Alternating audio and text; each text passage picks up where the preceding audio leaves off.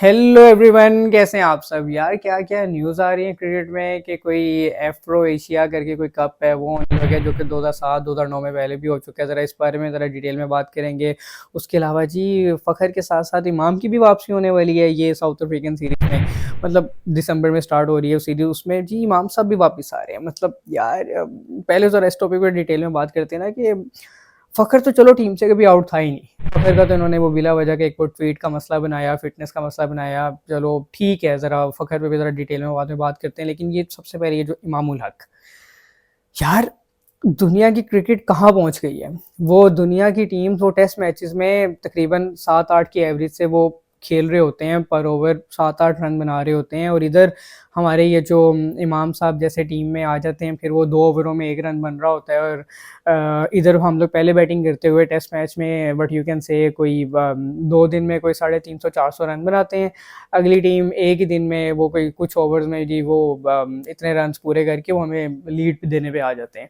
तो जी इमाम की तो मुझे समझ ही नहीं आती टीम में कि जी इमाम साहब कहाँ से टीम में वापस आ रहे हैं। ठीक है, मैं मानता हूँ कि अब्दुल्ला शफीक से परफॉर्मेंस नहीं हो रही, साइम अयूब से परफॉर्मेंस नहीं हो रही, बट हमारा डोमेस्टिक हमारा वो फर्स्ट क्लास जो जितना भी वो जो मैचेस हो रहे हैं वहाँ पे बड़े-बड़े प्लेयर्स हैं जो कि एज़ एन ओपनर खेल रहे हैं वहाँ पे, बड़ी-बड़ी परफॉर्मेंसेस दे रहे हैं, सब कुछ कर रहे हैं, बट ये इमामुल हक आ रहे हैं जी टीम में वापस।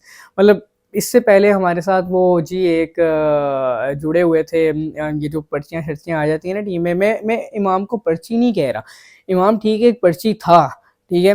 लेकिन उसने जब शुरू-शुरू में आया उसने बड़ी अच्छी परफ़ॉर्मेंसेज़ दी थी और वो उस ज़माने के हिसाब से 2017-18 में जब तब भी क्रिकेट आहिस्ता-आहिस्ता तेज़ होने लग गई थी।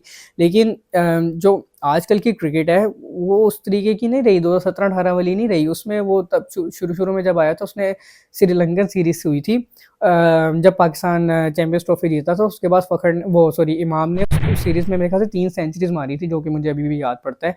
और बड़ा अच्छी सीरीज़ खेली थी इमाम ने, लेकिन उसमें भी उसका जो रन रेट था, स्ट्राइक रेट था, वो बड़ा स्लो था।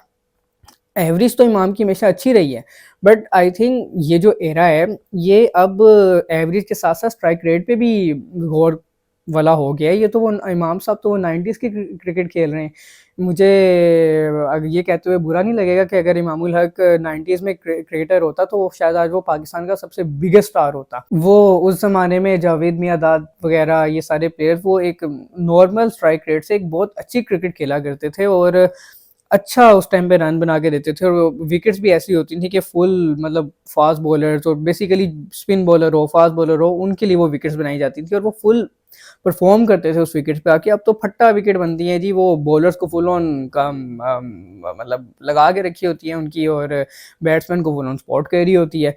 और उस तरह की पिचेस पे ये अपने इमाम साहब इस तरह के कैमियोस खेलते हैं आके, तो भाई मुझे तो इमाम की बिल्कुल समझ नहीं आती। इमाम से बेहतर था कि अगर आप लोगों ने कोई टीम में किसी को वापस लेकर आना ही था तो यार वो जो साहिबजादा फरहान को टीम में आप लोग वापस बार बार लेकर आते हो, उसको अपनी जो उसकी रियल पोजीशन है एज एन ओपनर उसको खिलाते नहीं हो, उसको फिनिशर के तौर पे खिला रहे होते हो, तो उसने कहाँ परफॉर्म करना है। ठीक है, उसको आप लोग जब भी वापस लेकर आए हो टी20 में लेकर आए हो, इस दफ़ा भी शायद वो टी20 में है against Australia and Zimbabwe, but I don't know जो भी सीन है, भाई इमाम की जगह बिल्कुल भी नहीं बनती। दूसरा अगर हम बात करें फ़खर ज़मान की बिल्कुल जगह बनती है। फ़खर ज़मान तो कभी टीम से आउट था ही नहीं। वो तो बेचारा पॉलिटिक्स की वो क्या कहते होते हैं, एक वर्ड है बड़ा कोई उर्दू का अजीब से, भेड़ चढ़ गया है। तो जी वो तो पॉलिटिक्स की भेड़ चढ़ गया था। तो फ़खर तो कभी टीम से आउट था ही नहीं। वो तो फ़खर एक वो ज़रा ब्लंट किस्म का आदमी है, जो भी उसके मुँह में आता है सीधा-सीधा बोल देता है उठा के।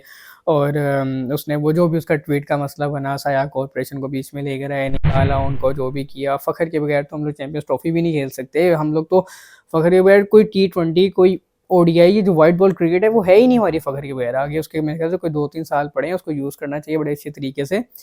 फ़खर की तो वापसी है ही है। फ़खर कभी टीम से आउट था ही नहीं। लेकिन ये इमाम साहब समझ से बाहर है भाई। ये क्या क्या मतलब कि उसकी जगह बहुत डोमेस्टिक हमारा भरा पड़ा है, जो कि प्लेयर्स परफॉर्मेंस दे दे के सेलेक्टर्स के दरवाजे खड़का खड़का के भाई वो जलील होते जा रहे हैं और उनको जगह नहीं मिल रही। और ये जी इधर कभी इंजमाम उल हक साहब के भतीजे आ जाते हैं, उधर मोइन खान साहब के बेटे आ जाते हैं कभी टीम में, और ये टीम के साथ अच्छा मुझे मोइन खान के बेटे से फिर यहाँ से वो भी बात याद आती है कि क्या मोइन खान के बेटे की फिटनेस थी।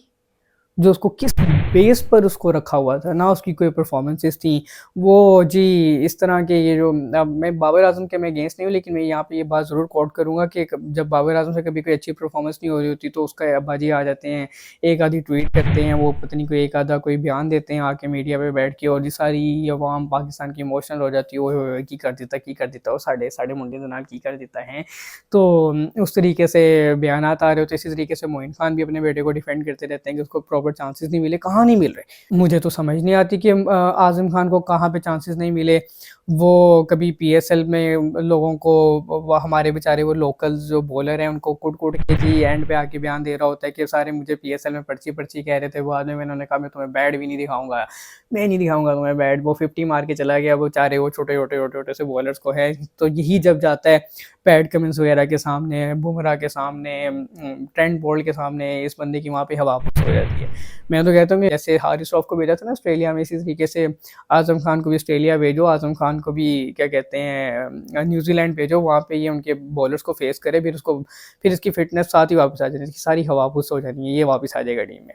तो यार अब समझ से बाहर है यार, फ़िलवक़्त ये जो हमारा ये जो सारा ठीक है, ये इन्होंने अच्छी सर्जरीज़ कह रहे थे, लेकिन ये मुझे समझ नहीं आ रही कि सर्जरी सिर्फ़ 2-2 हफ़्तों की, 3-3 हफ़्तों की, 1-1 महीनों की, मतलब यार ये समझ से बाहर है यार। ये इमाम को तो टीम से टोटली आउट कर देना चाहिए। इमाम फारिग है। उसकी जगह बहुत डोमेस्टिक के हमारे प्लेयर्स पड़े हैं, उनको वापस लेकर आना चाहिए। उससे आगे हम लोग बात करेंगे ये जो एफ्रो एशिया कप हो रहा है, ठीक है? ये 2007, 2009 मैंने 2000 मेरे ख्याल से सेकंड एडिशन था ना, वो मैंने देखा हुआ है। उसमें ऐसा हुआ था कि आसिफ वगैरह होते थे, धोनी था उस टीम में, और वो अच्छा खेला था। वो सारा कुछ ये इन दोनों को, दोनों टीम्स को मिला के एक अच्छा वो प्लेयर्स दोनों से प्रोड्यूस किए थे इन्होंने, और उन्होंने जाके अच्छी परफॉर्मेंसेस भी दी थी, जो भी था उधर से वो अफ्रीका की टीम होती थी। लेकिन अब सीन ये है कि एशिया में बहुत ज़्यादा टीम्स आ गई हैं, जिसमें आप उठा लो जी पाकिस्तान, इंडिया, बांग्लादेश, अफ़गानिस्तान, नेपाल, इन सारे नेशंस की क्रिकेटर्स बहुत लेवल किस्म की परफॉर्मेंसेस दे रहे हैं। मुझे तो नहीं समझ आ रही कि कौन सा कप बन रहा है यहाँ पे, वो किस-किस को खिलाएँगे? ये कोहली को खिलाएँगे, बाबर को खिलाएँगे, शाहीन को, बुमराह को, आमिर को, नवीन उल हक को, राशिद खान को, वो क्या नाम है जी मुझे आजकल श्रीलंकन प्लेयर्स के नाम नहीं आते, क्योंकि वो एक ज़माना होता था श्रीलंका की टीम बहुत फाड़ू टीम होती थी, लेकिन अब मुझे श्रीलंकन प्लेयर्स के नाम नहीं आते। लेकिन श्रीलंकन स्पिनर्स बड़ी अच्छी परफॉर्मेंसेस दे रहे हैं, and at the very same time मुझे ये भी लगता है कि कुछ इंडियंस तो मेरे ख्याल से रिटायर्ड प्लेयर्स ही खेलेंगे, उनके करंट प्लेयर्स तो खेल ही नहीं सकते ना। और दूसरा ये भी मुझे समझ नहीं आ रही कि ये लोग इसको ओडीआई करेंगे या टी20 आई करेंगे, लेकिन मुझे ऐसा लगता है कि टी20 आई ही होना है। अब तो लोगों को वो शौक ही नहीं रहा वो टेस्ट मैच ओडीआई वगैरह देखने का, अब तो टी20 में सारी वो लोगों की इंटरेस्ट चला गया सारा कुछ उसके अंदर। तो अगर हम लोग टी20 आई के हवाले से सोचें तो लगता है कि कोहली और बाबर आजम एक टीम में होंगे, नहीं होंगे यार। कोहली के साथ बाबर आजम को रख देना, फिर उसके बाद ओपनर में किसको लेकर आएंगे, शुभमन गिल को ले आएंगे, यहाँ इधर से अपने जितने विकेट कीपर्स इंडिया के पास हैं, मेरे उनकी सारी की सारी टीम्स ही और बड़े अच्छी परफॉर्मेंस देने वाले विकेट कीपर्स है, सारी की सारी टीम ही उनकी विकेट कीपर्स पे रिलाई कर रही होती है। तो जी, किस-किस को लेकर आएँगे टीम में? क्या करेंगे? उधर से फिर अफ़गानिस्तान के प्लेयर्स आएँगे, फिर श्रीलंकन प्लेयर्स आएँगे, फिर नेपाल के प्लेयर्स भी आ जाएँगे। मुझे तो लगता है कि ये कोई वो 22 लोगों की टीम तो ये अपनी एशिया की बन जानी है। तो उधर से क्या कहते हैं अफ्रीका में तो मेरे ख़्याल से सिर्फ़ साउथ अफ्रीका ही है। वो अकेले खेल रहे होंगे। इनको ऐसे करना चाहिए था कि जो एशिया और सीना कंट्रीज़ की कोई लीग बनानी चाहिए बीच में, इस तरीके से कुछ ना कुछ कर लेनी चाहिए, बट मुझे नहीं लगता कि ये कोई कामयाब कोई कप होने वाला है। वो अफ्रीका के तो अपने कोई प्लेयर्स पूरे नहीं हो रहे होते, उनकी तो टी20 की ठीक है, वो इस दफ़ा साउथ अफ्रीका की टीम पहुँची ज़रूर है, फाइनल में गई थी, लेकिन उनकी कोई इस तरह की टीम नहीं है कि वो परफॉर्मेंसेस दे सकें। इस तरह 2022 में हमारी टीम भी फाइनल में चली गई थी पाकिस्तान की।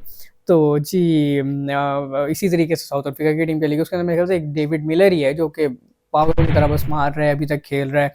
तो वो क्या टीम होती थी यार, इसी बात से मुझे याद आ गया जो वो Faf du Plessis, Hashim Amla, David Villiers, Dale Steyn, Imran Tahir, Graeme Smith, ओ यार क्या फाड़ू प्लेयर्स थे यार इस टीम के अंदर। लेकिन अब अफ्रीका में और वो कौन-कौन से प्लेयर्स को ले आएँगे? ये वेस्ट इंडीज़ वगैरह तो अफ्रीका में नहीं आते हैं, मुझे ऐसा लगता है। ये जो दूसरे वो भी हैं, वो युगांडा शुगांडा वाले प्लेयर्स, वो किस में आते हैं, वो अफ्रीका में आते हैं। मुझे नहीं पता, अगर मैं मुझे बताओ ज़रा, कमेंट्स में बताओ वो कहाँ पर आते हैं। लेकिन जो भी ओवरऑल मुझे नहीं लगता कि ये कोई कामयाब इस दफ़ा ये होने वाला है। इस दफ़ा तो कंफर्मेशन भी अब आ गई है, वो ESPN, वो क्रिक इन्फो वगैरह पे भी न्यूज़ आ रही थी कि अब ये कब होने वाला है। लेकिन समझ से बाहर है भाई, कहाँ-कहाँ से प्लेयर्स पूरे करोगे। अगर ऐसे कुछ करना है तो मेरे ख़्याल से इनकी कोई सीरीज़ करवा लेनी चाहिए। एक मैच का तो कोई फ़ायदा नहीं, सीरीज़ होनी चाहिए जिसके अंदर व्हाट यू कैन से कुछ प्लेयर्स को पहले चांस मिल जाए, फिर बाद में मिल जाए, या कुछ ऐसे कर लेना चाहिए कि अपने ही प्लेयर उठा के वो ना अफ्रीकन टीम में भेजने चाहिए क्योंकि उनके तो प्लेयर्स ही नहीं पूरे हो रहे होने। उनको कह देना चाहिए कि भाई ये ले लो भाई। जैसे छोटे होते हम लोग गली में क्रिकेट खेला करते थे, तो वो अगलों की टीम नहीं पूरी हो रही होती तो हम कहते थे ये हमारे प्लेयर से लो, इनको ले लो, इनको ले लो। फिर साथ में उनको ये भी कह देंगे कि यार के खिला लो अपने प्लेयर्स को, कह देंगे यार अच्छा परफॉर्म ना करना, हमें जीतने देना। इस तरह से हम जीत जूत भी जाएँगे, एशियंस वगैरह हैं। तो ओवरऑल आपको क्या लग रहा है कि ये कब होने वाला है, या इसके अंदर कौन से प्लेयर्स खेलेंगे, रिटायर होंगे या करंट खेल रहे होंगे, क्या होगा? मुझे कमेंट्स में बताएँ। वीडियो पसंद है तो लाइक करें, चैनल को सब्सक्राइब करें। मिलते हैं आपसे अगली वीडियो में, तब तक के लिए अल्लाह हाफ़िज़।